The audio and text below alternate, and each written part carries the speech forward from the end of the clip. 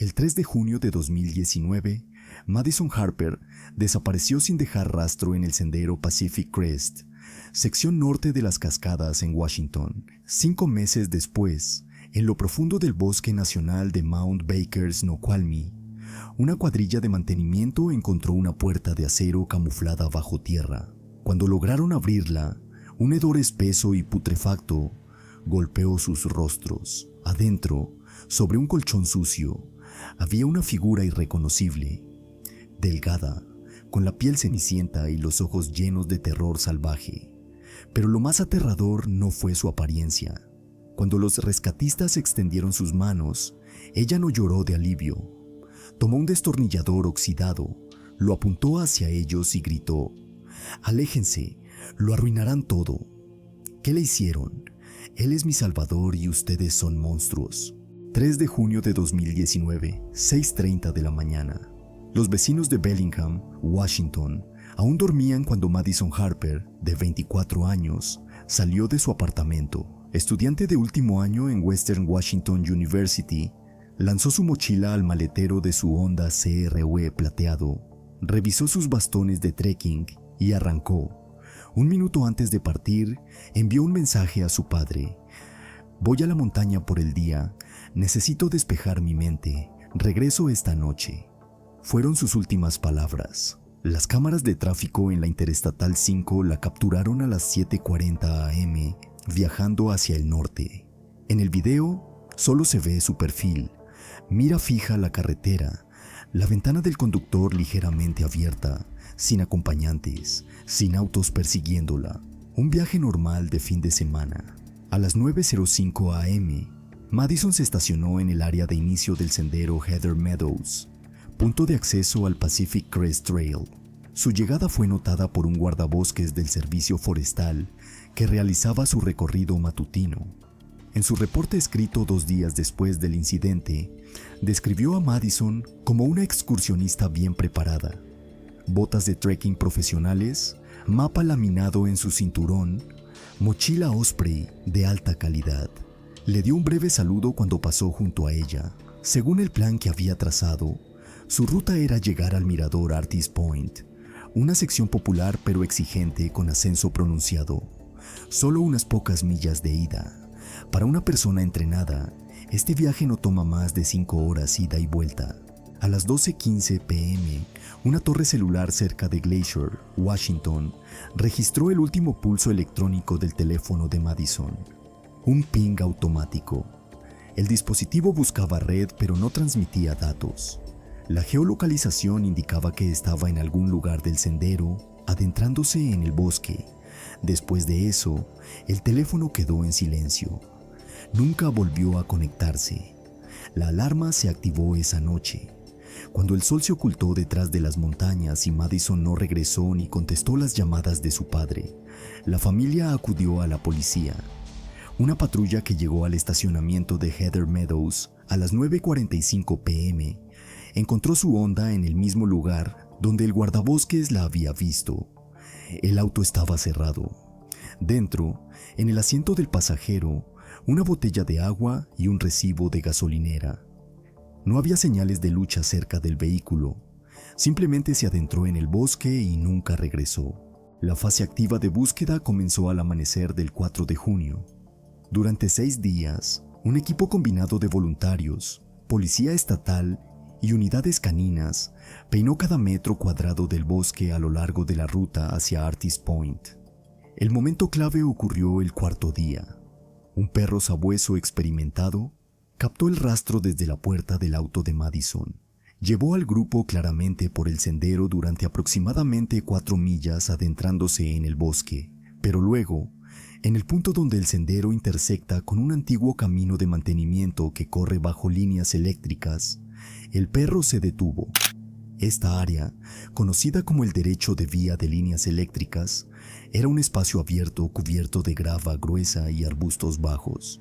Siempre había viento fuerte, creando condiciones ideales para dispersar el olor. El manejador canino notó en su reporte que el perro comenzó a dar vueltas en círculos, desorientado. El rastro no continuaba hacia el bosque. No regresaba. se rompía justo en medio del camino de grava. Esto solo podía significar una cosa: Madison Harper había dejado de caminar exactamente en ese punto.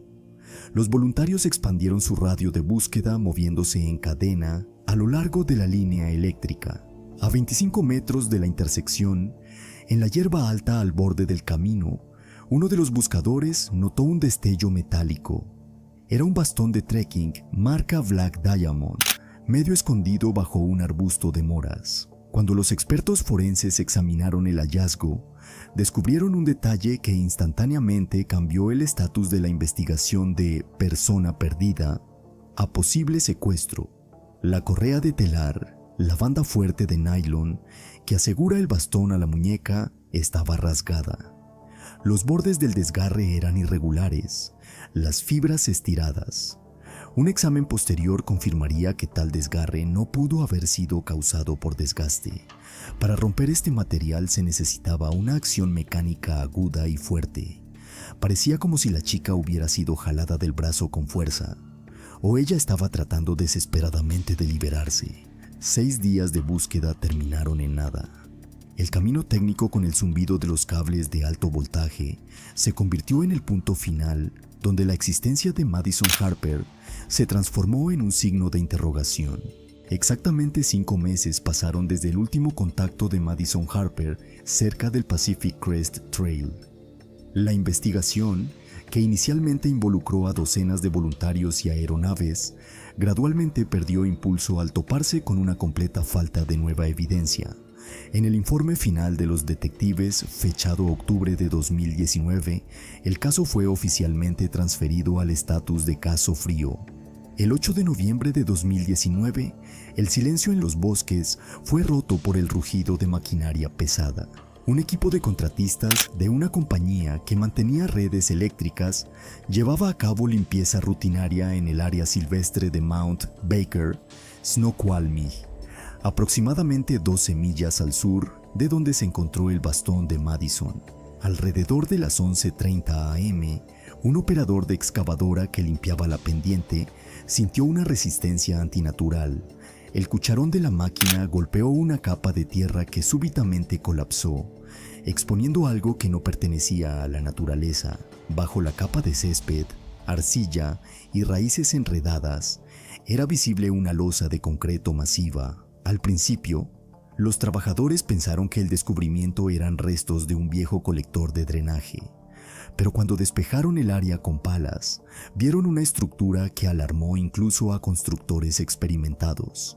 Era una puerta de acero masiva construida directamente en la ladera de la colina, pintada en un color café camuflaje sucio.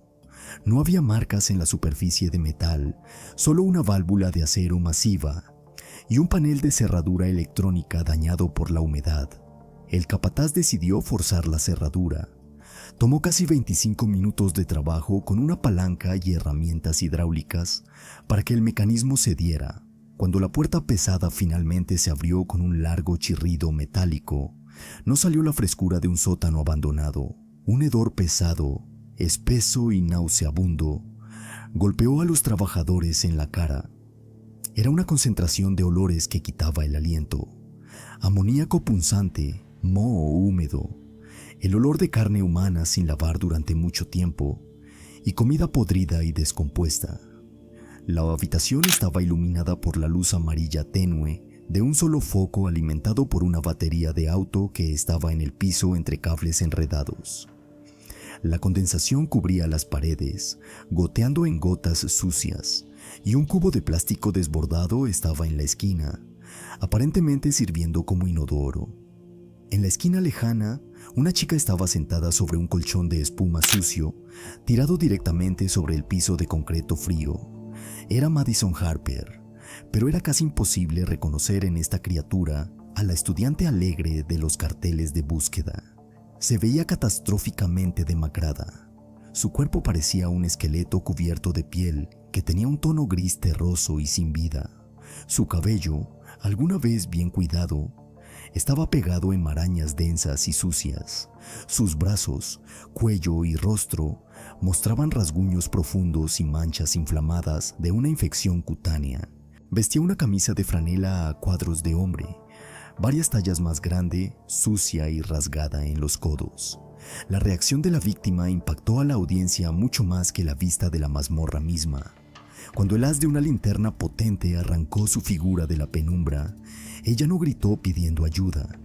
Entrecerró los ojos con dolor, cubrió sus ojos con una palma sucia y luego, viendo las siluetas de otros en la puerta, bruscamente saltó del colchón. «No, no, no me toquen». Su voz estaba quebrada, como un ladrido. No corrió hacia la salida o la luz. Se lanzó hacia un estante de metal oxidado con latas de comida enlatada barata, protegiéndolas con su propio cuerpo, sus brazos extendidos como si fueran el tesoro más precioso del mundo.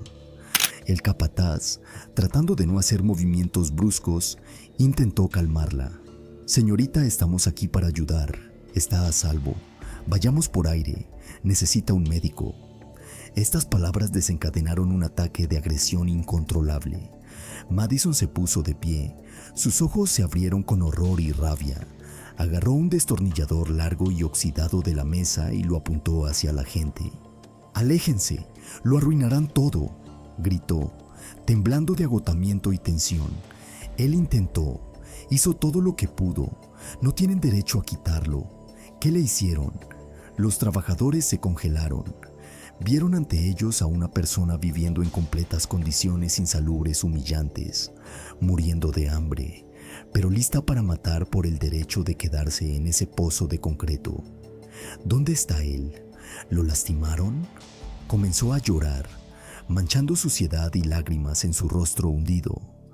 Él es el único que se preocupa por mí. Allá arriba solo hay muerte, y aquí él me da vida, me da su comida. Él es un santo y ustedes son monstruos. Luchó contra sus rescatistas, no por miedo al mundo exterior, sino por miedo a que su protector la castigara por esta intrusión. Gritó que estas condiciones terribles eran solo pruebas temporales que estaban pasando juntos para un propósito superior. En ese momento, quedó claro que las paredes que contenían a Madison estaban construidas no solo de concreto, sino de algo mucho más fuerte y aterrador. Un colapso psicológico total. La investigación se encontró en una situación paradójica.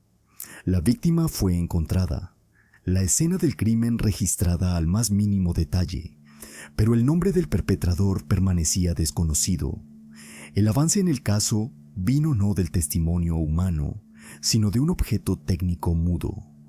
Un grupo de expertos técnicos, mientras desarmaban el sistema de energía autónomo del búnker, notó una batería industrial de ciclo profundo masiva que proporcionaba energía a la iluminación. Era un equipo especializado costoso raramente disponible para venta privada. La carcasa de la batería estaba cubierta con una capa de polvo y moho, pero la etiqueta de inventario seguía intacta en el panel lateral bajo la suciedad.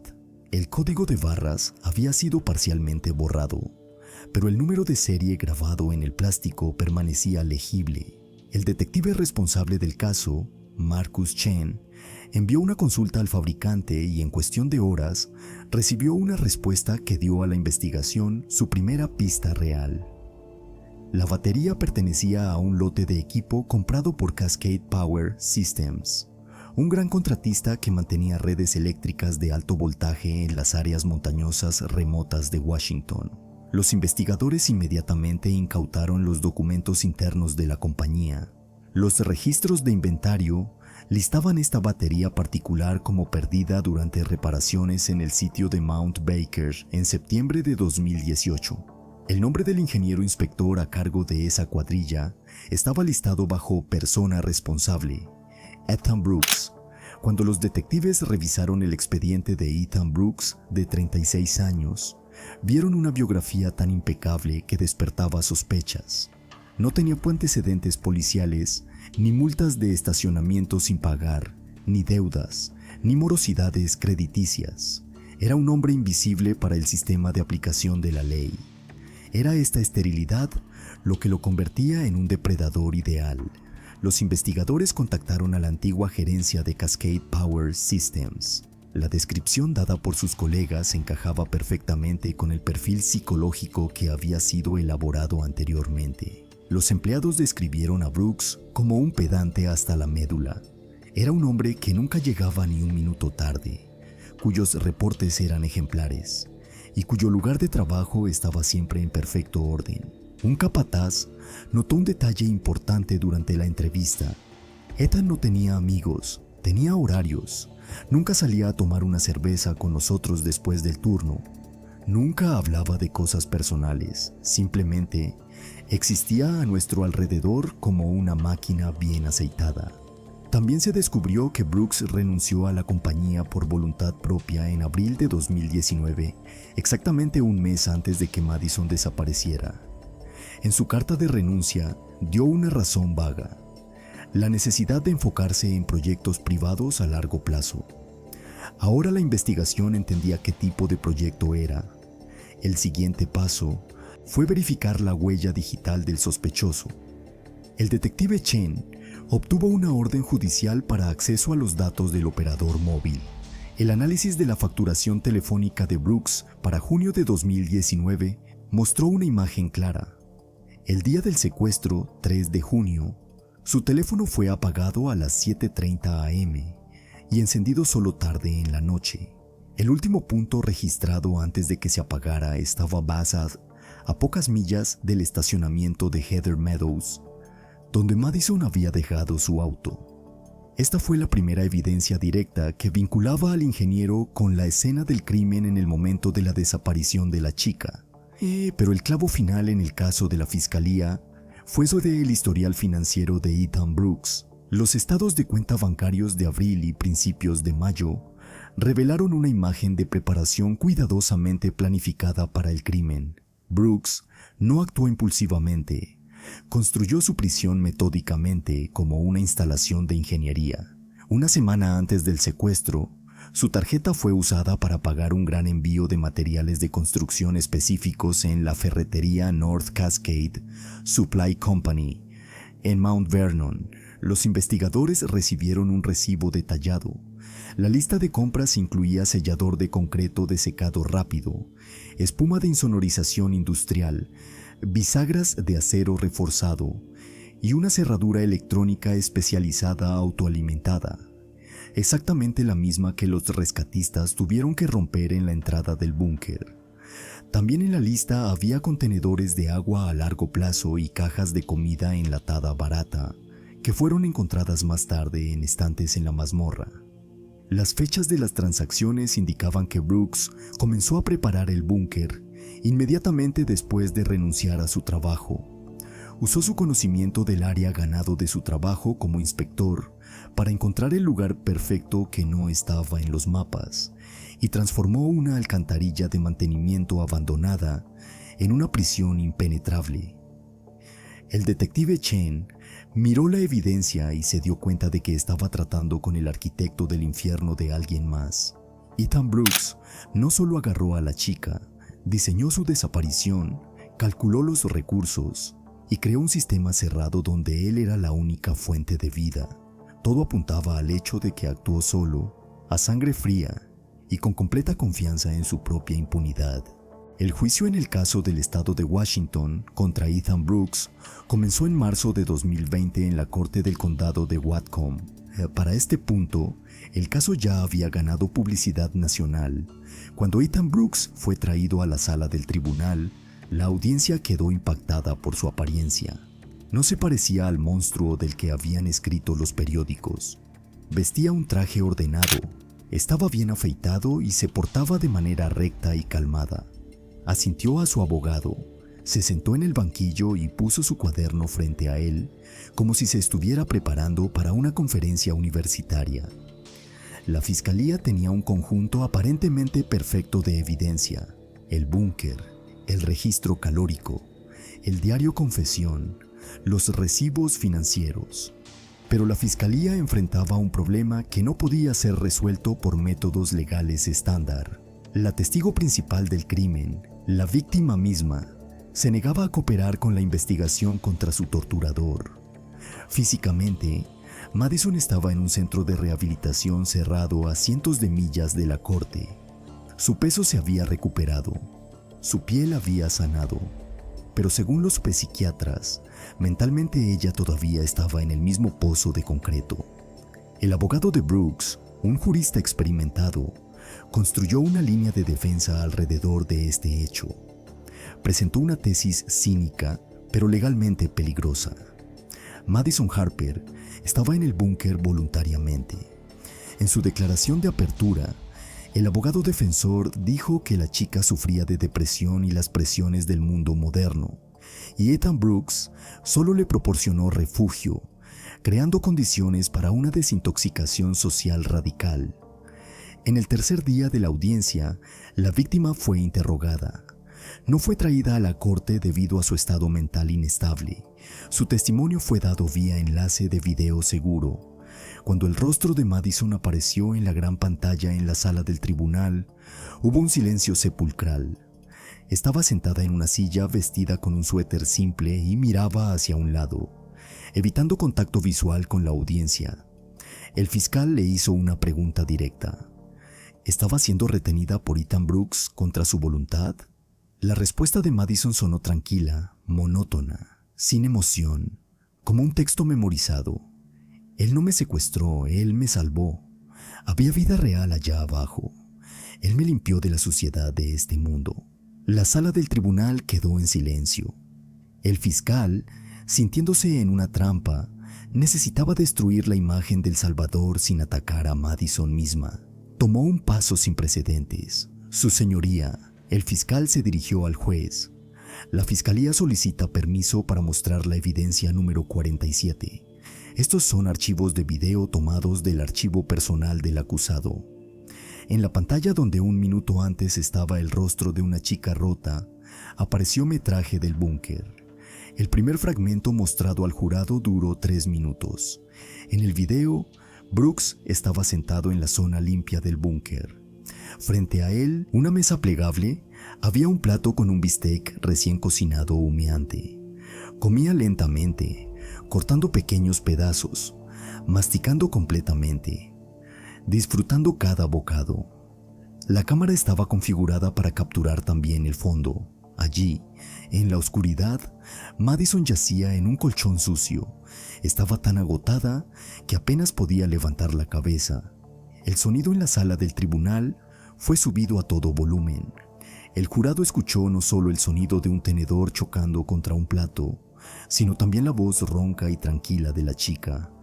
«Por favor, agua, solo un trago». Brooks ni siquiera volteó la cabeza en el video. Continuó masticando, mirando a la cámara, y dijo tranquilamente: «No te lo has ganado todavía, fuiste desatenta durante la lección. La sed es tu maestra hoy». El segundo fragmento de video fue aún más horroroso. En él, Brooks sostenía una lata vacía de la cual acababa de comer los restos de salsa.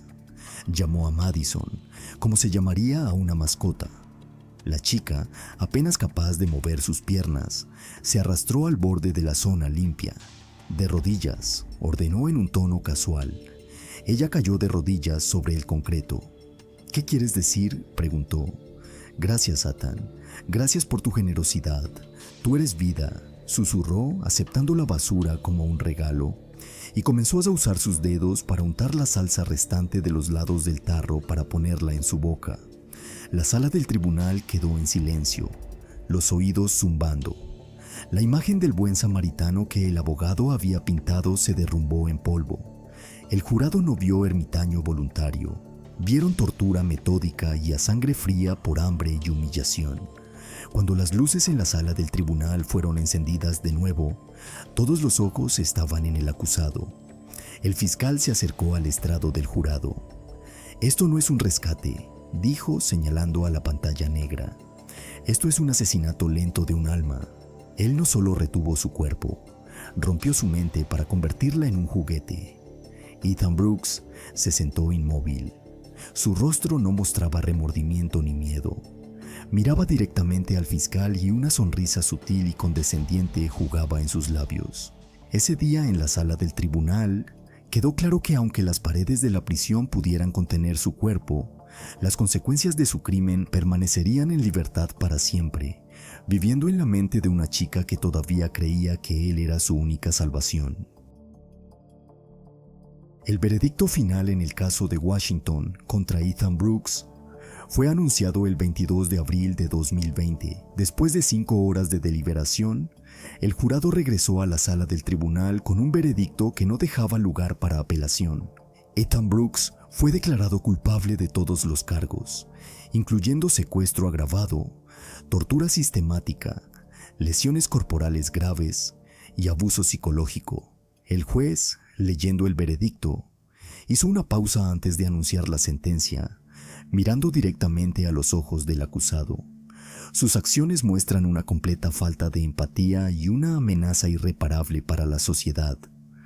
Brooks fue sentenciado a 2 cadenas perpetuas consecutivas sin posibilidad de libertad condicional, a más 50 años adicionales por crímenes relacionados. Esto aseguró que él dejaría el sistema penitenciario solo en una bolsa de plástico negra. El mismo día, fue transferido a la penitenciaría estatal de Walla Walla, una instalación que alberga a los delincuentes más peligrosos del estado. Sin embargo, incluso tras las rejas, Brooks no cambió su comportamiento.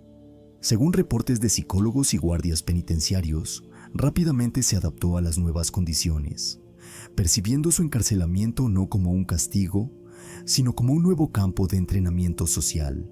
Se comporta de manera ejemplar, adhiriéndose al régimen con la misma meticulosidad maníaca con la que construyó su búnker. Los oficiales de seguridad reportan que Brooks intenta jugar el papel de maestro o mentor para prisioneros más jóvenes, usando su inteligencia y habilidades manipulativas para someter a los de mente más débil. Para él, la prisión es solo otro laboratorio donde continúa explorando los límites de la obediencia humana. Pero si para Brooks la sentencia fue solo un cambio de escenario, para Madison Harper no trajo la liberación esperada. Formalmente, era una persona libre que regresó al mundo de los vivos. En realidad, permaneció prisionera, encerrada en paredes invisibles que demostraron ser más fuertes que el concreto. Un año después de que terminara el juicio, Madison nunca regresó a Western Washington University. Su pasado académico, sus sueños de carrera y viajes permanecieron en otra vida, la que existió antes del 30 de junio de 2019. Ahora vive en un internado privado cerrado en los suburbios de Seattle, donde está bajo la supervisión las 24 horas de un equipo de psiquiatras y especialistas en rehabilitación. Incluso el personal capacitado de la institución está impactado por la vida de la chica. A pesar de tener una habitación cómoda con una cama suave, Madison categóricamente se niega a dormir en un colchón. Cada noche, las enfermeras la encuentran acurrucada en el piso en la esquina de la habitación, sobre el laminado duro. Cuando intentan moverla, se despierta en pánico, gritando que lo suave te hace débil. Aún vive según las reglas que Ethan estableció. El comportamiento alimenticio de Madison también permanece profundamente traumatizado. Come solo cuando se le da una orden directa y lo hace con una mirada de culpa en su rostro. Durante limpiezas rutinarias en su habitación, los cuidadores constantemente encuentran escondites de comida, pedazos de pan, galletas, paquetes de azúcar escondidos bajo su almohada, en los conductos de ventilación o detrás del zócalo. Parte de la comida ya está cubierta de moho, pero cuando intentan quitarla, la chica tiene un ataque histérico. Nos vamos a quedar sin recursos, repite la misma frase que Brooks le martilló en la cabeza durante meses. Pronto no habrá nada, debes guardar cada pedacito. Vive en constante anticipación del apocalipsis que su torturador imaginó para ella. Sus padres la visitan semanalmente cada miércoles a las 2:00 p.m. Estas visitas, según el personal, son la prueba más difícil para la familia. Se sientan frente a su hija en la sala de visitas, tratando de contarle sobre las noticias, el perro, el clima. Pero Madison rara vez responde. Mira directamente a través de ellos como si fueran fantasmas del pasado que no importan. No muestra agresión, como en los primeros días, pero su indiferencia duele más que sus gritos. Los doctores advierten a la familia que el proceso de desprogramación y retorno a la realidad puede tomar décadas y no hay garantía de una recuperación completa. Pero el síntoma más aterrador que muestra la profundidad del abismo en el que cayó la chica es su correspondencia. Madison Harper continúa escribiendo cartas a Ethan Brooks. Lo hace regularmente cada martes, pidiendo papel y pluma. La administración de la institución, de acuerdo con una orden judicial y recomendaciones médicas, nunca envía estas cartas a la NEA dirección. Son interceptadas y archivadas en sus registros médicos como evidencia de su condición actual. El contenido de estos mensajes permanece sin cambios a lo largo del año. No contienen ni ira, ni acusaciones, ni maldiciones. En cambio, las páginas están llenas de palabras de disculpa y gratitud. Le pide que la perdone por ellos, la policía, los doctores, los padres, separarlos. Dice que extraña el silencio y el orden. Le agradece por enseñarle a apreciar las cosas pequeñas, por abrirle los ojos a la esencia del mundo. En sus cartas, todavía lo llama su maestro y su único protector. Brooks logró su objetivo. Creó una prisionera que ama sus cadenas. En cuanto a la escena física del crimen, su destino fue decidido rápida y radicalmente. El juez a cargo del caso emitió una orden especial para destruir el búnker de concreto en el bosque de Mount Baker, Snoqualmie.